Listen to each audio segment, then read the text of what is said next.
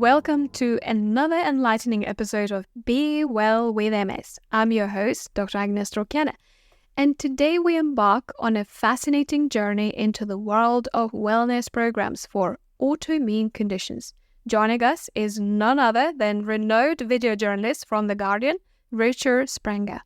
He was diagnosed with relapsing remitting multiple sclerosis in 2010, which mainly affects his mobility. In 2023, he made a Skeptic Guide to Wellness, a video series that became very popular, which looked at his own experiences with alternative therapies in relation to autoimmune conditions like MS. He's proud to help increase disability visibility through his reporting. Today, we have an honor of diving deeper into the topic and exploring the potential integration of these programs into the National Health Services. Welcome, Richard. Hi, thank you for having me. It's great to be here. Thank you, Richard, for coming and being my wonderful guest. So, Richard, in this series for The Guardian, you delve into the world of wellness programs. Could you share what sparks your interest in exploring this topic? Well, I mean, as is often the case with some of the videos that we work on, it came from a completely different focus and area. I was actually asked a while ago by my manager at the time to look at the rise of sort of conspirituality, these sort of conspiracy theories within wellness, which is a sort of fascinating topic. And in fact, there are podcasts out there that deal solely with this topic. I mean, it's sort of a great topic to explore. But I was struggling to find the way to tell this story in video. And there was around that time, there was a piece of research that came out from the Crick Institute in London, which looked at the role of the rise of the Western lifestyle, for want of a better phrase, and autoimmune conditions such as MS. And this I just saw a great parallel there between this rise of kind of chronic illness and autoimmune conditions and the way that modern life was kind of affecting that, or could be related to that. And obviously, as someone who has MS myself, I kind of thought it would be sort of obvious to include a little bit of my own experience within a project. And obviously, as these things kind of develop and as these subjects get worked on, it sort of became more and more a story about me, which is something that I didn't sort of set out to do that, but it just seemed to make sense to kind of try and bring a personal element to it. And obviously, you know, explore some of the various wellness techniques that are out there for my own personal gain. So it was a win-win for me, really. Well, it sounds like you had quite a nice experience, and it's always a bit more engaging when you share your personal story, because that could echo to so many people listening and watching the video. So if you haven't watched this series of The Skeptic's Guide to Wellness provided by Richard and his team at The Guardians, we will share the link to tune in and watch it and listen and maybe gain some insights and better understanding what is the wellness in this modern world. Now, during my interview with you, Richard, that was the last series of The Skeptic Guide to Wellness, and you mentioned in your interview with me that wellness might seem a bit silly unless one starts to believe in it and put some effort. Can you elaborate on this, and how did this perception evolve during your exploration? Yeah, absolutely. I think that the sort of belief is a really complex and interesting thing that sort of exists around kind of people's personal relationship with whatever wellness programs they are kind of practicing.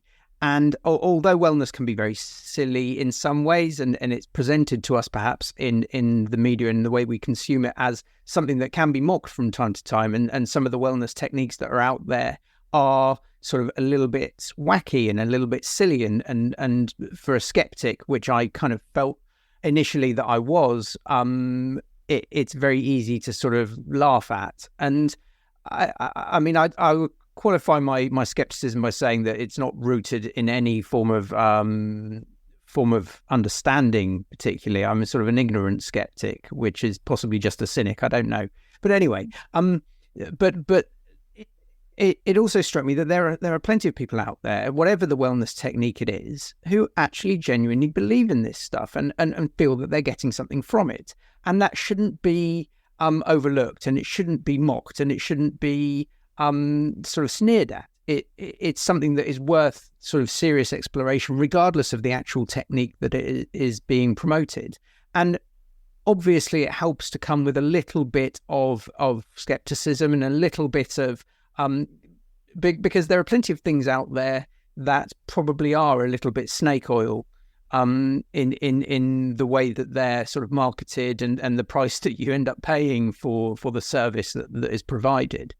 But I think that being open to things and being kind of accepting that your understanding of something isn't the be all and end all, and that you might find you get something from even the most superficially bizarre practices. I think that that's a really good sort of mindset to open yourself to this world. Even if it is a placebo effect on your body, but if it makes you feel 50% better, 60 or 70% better, of course, you probably invest in that program. But obviously, staying vigilant, making the decisions that are, driven by how you feel, and is it worth your money? Because as you say, there are so many programs around that, just if you have evidence-based approach to our wellness, really exploring and being mindful, making these decisions and attending these programs is the way forward, I think. As someone who has multiple sclerosis, Richard, you have a unique perspective on managing chronic health condition. Based on your experiences, what role do wellness programs play in nourishing the body whilst you're living with MS? I think that it depends on your symptoms to some degree, and it depends on the wellness program itself. And it's such a broad church of different techniques and therapies that target different things. And wellness is a very diverse illness that affects people in very vastly different ways. And so it's hard to draw kind of any strong, for me anyway, it's hard to draw kind of strong sort of clear lines that say, try this does this does that, because it is so subjective. And I suppose that part of the series that I made is sort of saying, well, this is my experience of it, and it won't necessarily work for other people as well. I feel like that, and you mentioned the placebo effect.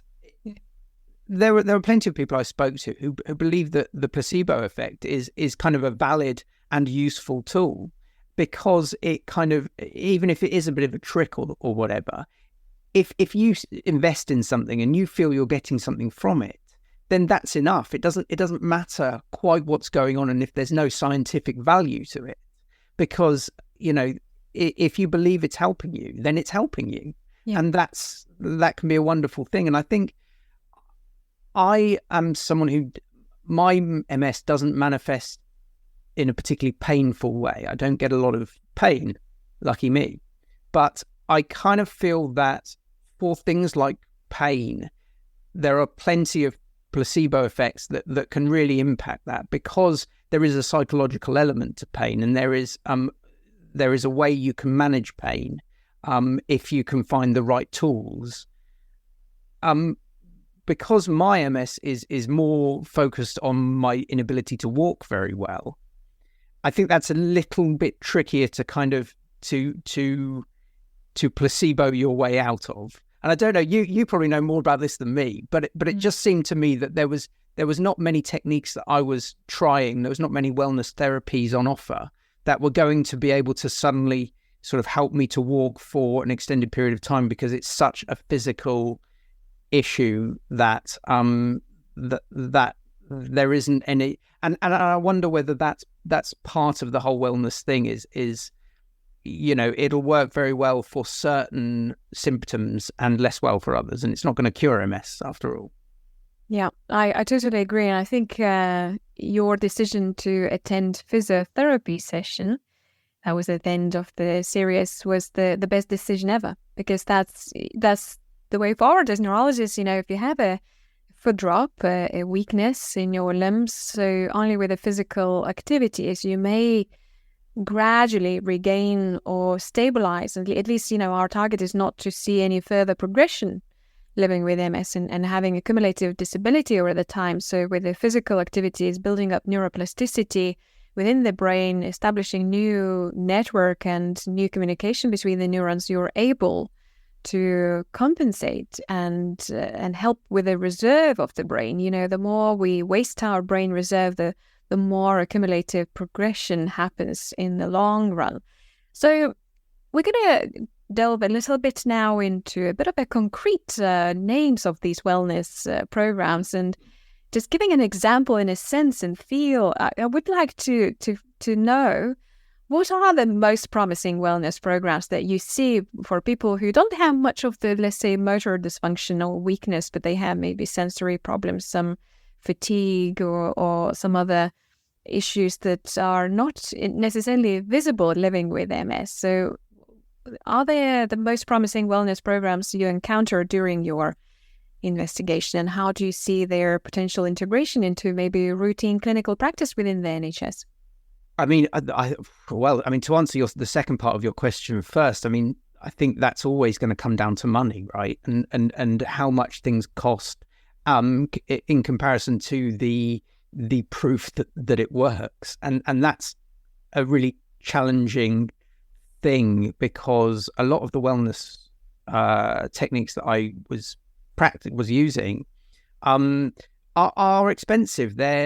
You pay a premium for this wonderful environment that the practitioner creates, where it instantly feels calm and warm and relaxing, and all the things that will, of course, help you feel better about anything, I would imagine, sort of pampering yourself or whatever.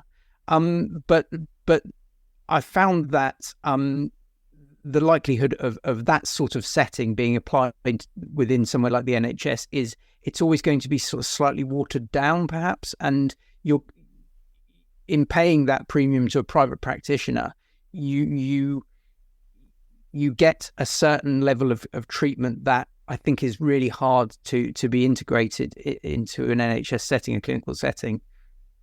In terms of specifics, acupuncture I think is very interesting. I think there's so many people who swear by it, and in certain circumstances it is available on the NHS.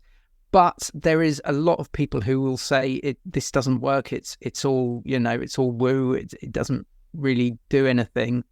And I think that is still something that feels sort of, on the one hand, it feels on the cusp of kind of a little bit more acceptance, but I don't know whether it just doesn't feel like that journey is completed yet. And I think there's obviously dietary stuff which falls into the wellness world, and I think that's all very interesting. And clearly, if you eat well and if you eat healthily, you're probably going to feel better. That seems like an obvious kind of no-brainer. I think with regard to some of the sort of the therapies and the sort of sessions that you can book, things like oxygen therapy, things like massage and sound therapy or whatever it might be. I think all of these are very nice ways to spend 45 minutes to an hour, and there will be something out there for everyone that the people sort of really enjoy and get something from. But again, whether that's ever going to kind of see its way into a kind of an NHS funded setting, I just don't know how it works, because it's so individual, and because it's so difficult to kind of prove its value, and because it's sort of expensive. And in the current cost of living crisis, I think that people really struggle to encounter in accessing these programs because it's expensive. 1 hour of the wellness input by life coach probably costs from 50 to 100 pounds per hour, and one session is just an intro into the wellness program. Quite often you require a follow-up whether it's acupuncture, whether it's oxygen therapy. But I think that you may have some good bargains at the MS centers that are dedicated for people with MS. And maybe they do some good sales or some sort of a goodwills on occasion. So maybe exploring that and seeing how it all works. I think it's really a personal journey because one size does not fit all, we have to admit. And then maybe thinking a little bit around, maybe there is a way to set up this wellness room in your own house. Simply, we don't have many relaxing techniques in our modern, very busy lives these days, but we really need to give a space to ourselves, have a single room in the house where you have a mat on the floor, where you can lay down, if you can lay down on the floor, and, to stand up after laying down on the floor. There are various different abilities and disabilities involved living with a chronic condition such as MS. But sitting, meditation, listening to the music, arts and painting, anything that relaxes your mind and brings that into the present moment. And I think most of these wellness programs are, even the acupuncture, yes, it is some evidence-based around the pain management in medicine. It has been recommended by NICE to manage pain using acupuncture, but it doesn't help majority. Maybe it's a 50% response, and it's a bit of a trial and error as everything in this world. But, relaxation therapy and relaxation techniques that everyone could embed into their busy lives and giving a space, creating that little room with a nice light in it and a candle, maybe, some sort of aromatherapy could be implemented.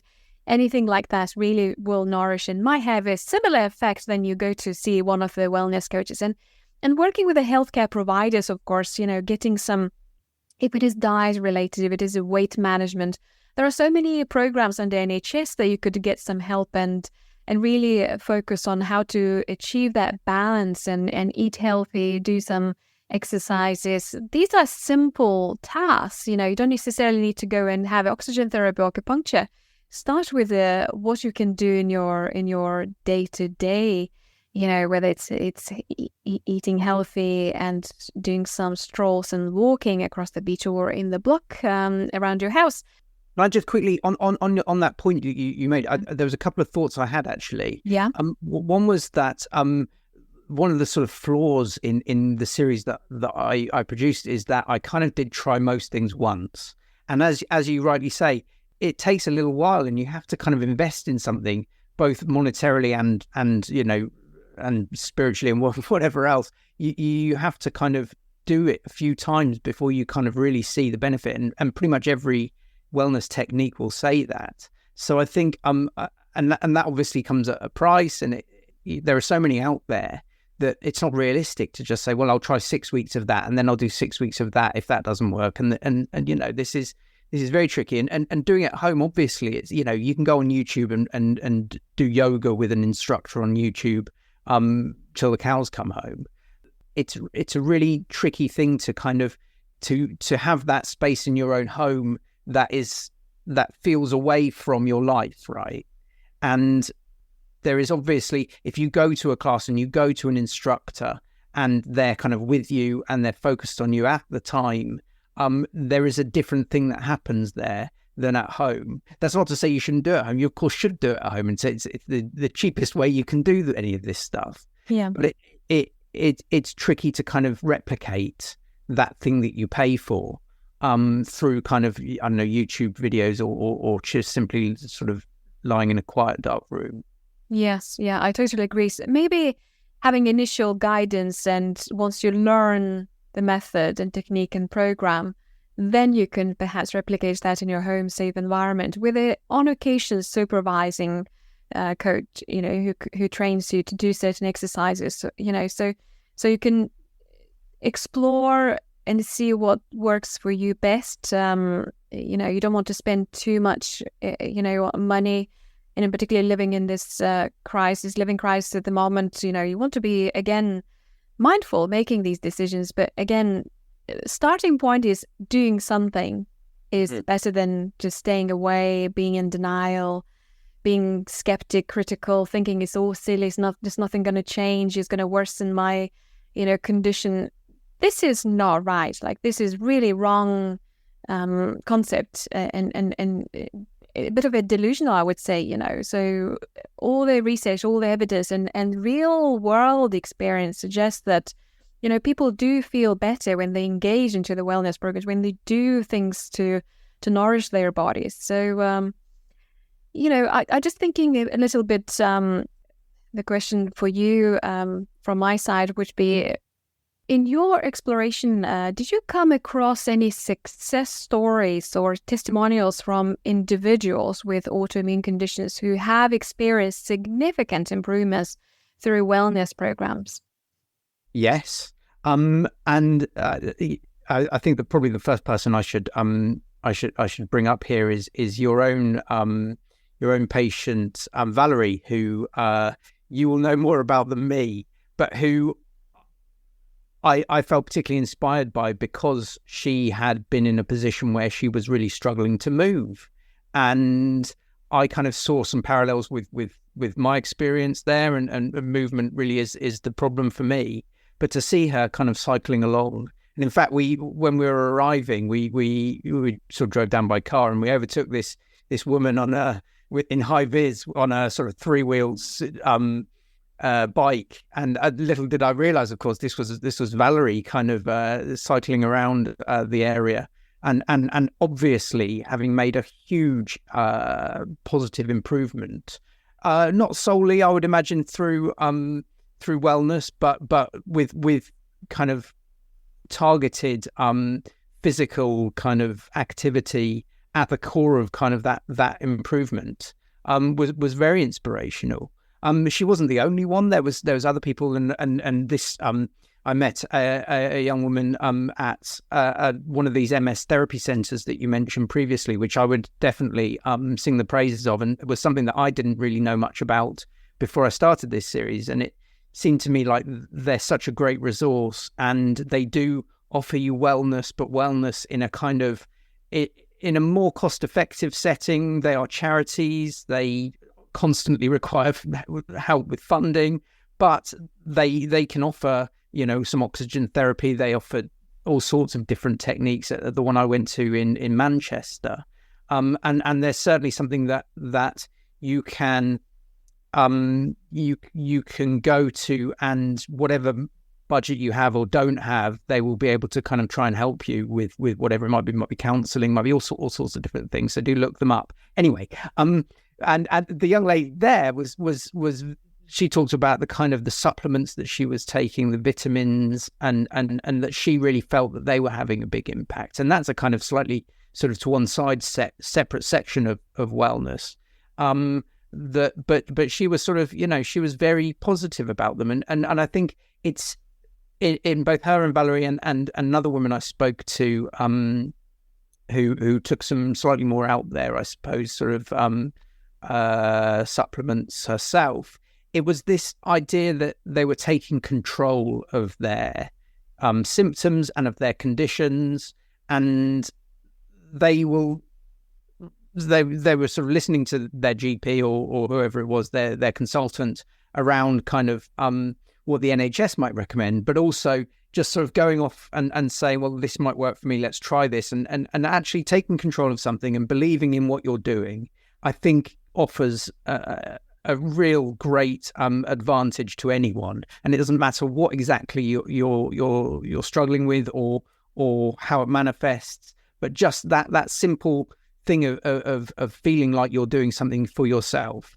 It's a really hard thing to start doing, and I've struggled with that myself, but I think that the benefits are clear. Yeah, I just echo what you say. Well, I think always consult with your healthcare provider before taking any supplement, any self-medication, because it's important to make sure that there's no interaction with your existing comorbidities and the drugs and medicine that you take already. But yes, if it makes you feel better, I think everyone living with MS should take vitamin D. It's good for the bone health. Some evidence suggests that it can also reduce the disease activity. And so many people, before they get diagnosed of MS, they are vitamin D deficient. That's from my experience. I would like also to say that there are so many great stories around people who got better. They were told they're going to end up their lives in a wheelchair, and they actually stood up and walked and climbed the mountains. There's another episode that's coming. It's about the minimalist life living with MS. It's part of the Be Well with MS series. So tune in to listen to that episode too. In the meantime, drawing from your experiences, Richard, what do you believe should be the key focus areas for policymakers and healthcare providers when considering the inclusion of these programs into the routine clinical practice? I think that there's a big problem across society. This isn't particularly insightful comment, but, with trust. Trust is sort of, a very difficult thing to gain and a very easy thing to lose. And we see in a variety of different institutions across life how the level of trust that the general member of the public has in them is down. And I think that there is a view of the NHS and of sort of clinical practice as somewhere that sort of fills you with expensive drugs and is enthralled to the pharmaceutical industry. And I don't believe that that's fully true, but it's not come from nowhere, that particular belief. And I think that a little bit more of a focus on what people can do outside of this kind of this medication world, which of course, and there's so many things that people can do, but I don't know that the NHS has traditionally been very good at kind of having those conversations and explaining these things and empowering people in the way that it might. And I think that what you've been doing down in Devon has been really well received, and that's kind of trying to counteract some of that. But I think the big challenge is in this kind of this trust relationship between patient and clinician, and trying to kind of be open and explain things in layman's terms a lot of the time, because when you get sort of spoken to by a consultant, it can often be quite overwhelming in terms of what's actually going on. You speak in very sort of technical language because it has to be precise and it has to be exact and it has to be appropriate, but that isn't necessarily something that a layman who doesn't really understand medicine is going to get a great deal from. And I think that there's that communicative issue can be a problem as well in terms of sort of the breakdown of trust, because if people don't really understand what's going on, then they're less likely to kind of fully invest in it as well. So, but I do think that this view of this kind of like pharmaceutical friendly operation in the NHS is a little out of date, and I think that I've seen a lot of examples of it actually, a certain style of wellness being fully encouraged and spoken about. And I mean, obviously vitamin D is a real real obvious thing. I think that's the first thing anyone will say to you about MS and how you can kind of help yourself. But there's so much other stuff out there, and the fact that we don't necessarily know what's going on and that we don't know if it really works and so on is not necessarily a barrier to actually trying it and giving it a go. I'm talking about, all sorts of wellness therapies that people feel like they get something from. Yes, Richard, absolutely. And I think there is a lot of lack of research to prove certain methods are being used as a part of the wellness program because of the difficulties to design the clinical trial based on the people's behaviors towards healthy living. It sounds sometimes or feels sometimes mission impossible, and we end up in doing some sort of questionnaires and surveys and audits, which never going to replace the gold standard randomized control trials. And I think that's, where we actually draw the conclusion whether this method is effective as part of the treatment method. But I think at this time moment where we are in 2023, I have to say that wellness programs cannot replace the usual standard clinical practices where it involves using disease-modifying therapies to modify the disease trajectory, to slow down the disease progression, and to reduce the number of the relapses. It can be not replaced. It can be added as a complementary therapy at the moment, and knowledge is the key in general. The more you know about this condition, the more you know what's around, the better the outcomes are. So self-management is proven to be effective in improving patients' quality of life, making the symptoms milder, living with multiple sclerosis. And what we do in Devon, we do provide some healthy lifestyle group clinics where we educate people, equip them with the knowledge that can be implemented for day-to-day living. And you can have a taste and feel listening to the Be Well with MS podcasts under the episodes of MS Together event, the guidance that comes from the neurologist, myself, and there was another charity event, Talks with MS. Again, it's been recorded and you can listen in and have a feel and absorb that information around the brain health that I provide to the audience. In the meantime, thank you, Richard, very much for joining us today and sharing your invaluable insights into the world of wellness programs and their integration into the NHS. Your dedication to exploring this topic has undoubtedly shed light on important considerations for individuals living with autoimmune conditions such as MS or any other. So thank you, Richard, for coming. It's been lovely to chat about it. Thanks for having me. And to our listeners, I would like to say thank you for tuning into this insightful episode of Be Well with MS. We hope you found it enriching and eye-opening. As always, stay connected with us, and more thought-provoking episodes and empowering discussions are coming. Stay well, stay informed, and remember, together we can be well with MS and embrace the power of wellness. Hey, don't forget to subscribe to our newsletter at bewellwithms.com. You'll be the first to know when we release new episodes, blogs, and exciting updates. This is free of charge. You don't want to miss out on the latest insights, inspiring stories, and tips living your best life with MS. So how do you join the Be Well with MS family?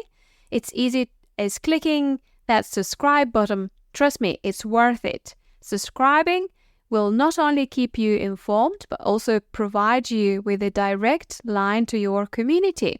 But wait, there is more. Your support doesn't end with subscribing. Liking, commenting, and sharing our episodes and blogs help keep this podcast running. But wait, there is more. Your support doesn't end with subscribing. Liking, commenting, and sharing our episodes and blogs help keep this podcast running. Your engagement fuels our mission to spread awareness and provide a support for the community to those affected by MS. Head over to bewellwithms.com, subscribe to our newsletter, and hit those like, comments, and share buttons on our episodes and blogs. Your support fuels our passion, and together we can create a world where living with MS is a reality. Thank you for being a part of our journey. Together, we'll navigate the challenges of MS and inspire each other to lead fulfilling lives. Until next time, stay positive, stay strong, and be well with MS.